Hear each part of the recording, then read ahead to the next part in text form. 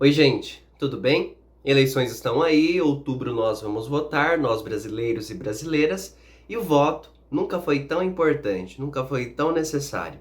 Na verdade, sempre foi necessário, porque o voto é a única arma da democracia. É a forma de nós nos manifestarmos, de pensarmos sobre o passado, de refletirmos sobre o presente e de pensarmos e de imaginarmos qual o nosso sonho de futuro.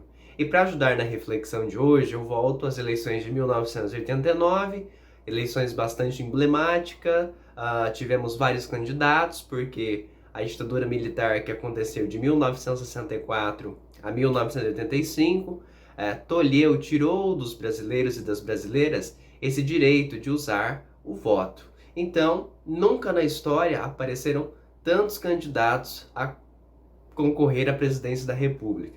Em 1985, foi eleito indiretamente presidente da República um político chamado de Tancredo Neves, um político mineiro, havia sido governador do estado de Minas Gerais, um político bastante conhecido, mas Tancredo Neves nem chega a assumir, Tancredo Neves acaba falecendo, nem chega a assumir a presidência, presidência essa que conduziria para o processo das diretas já, e quem assume o governo foi o seu vice-presidente, foi o seu vice, um cara chamado de José Sarney.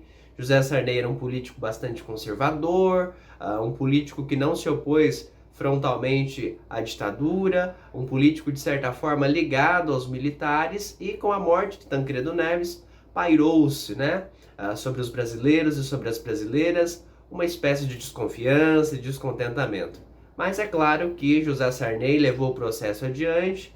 Um de seus principais desafios era uma inflação galopante, uma hiperinflação herdeira da ditadura militar, que prometeu um milagre econômico, mas que na verdade entregou um país totalmente falido, totalmente em crise. Foram feitos dois planos cruzados, com a tentativa de pelo menos se sanar um pouquinho da economia do Brasil, mas acabou que não teve muito êxito.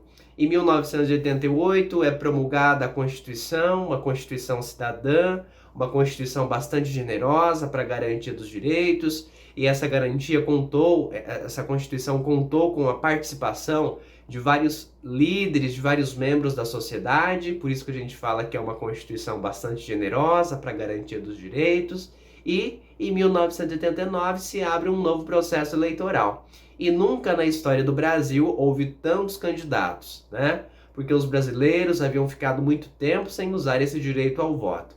Ao todo, teríamos 23 candidatos caso Jânio Quadros não desistisse por motivos de saúde.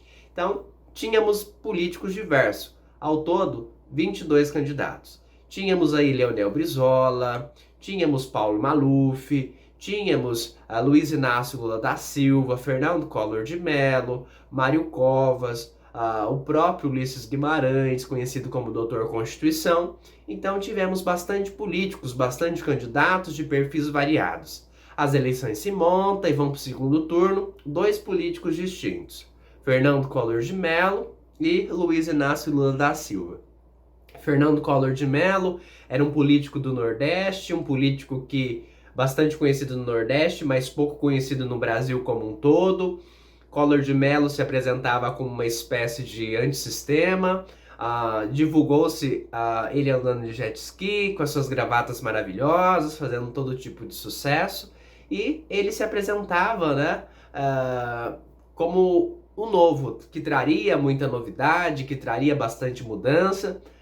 E do outro lado, nós tínhamos Luiz Inácio Lula da Silva, um político, um candidato que vinha das causas da classe operária, dos metalúrgicos, e que trazia aí uma proposta de maior renovação. Para variar na história, o que acontece?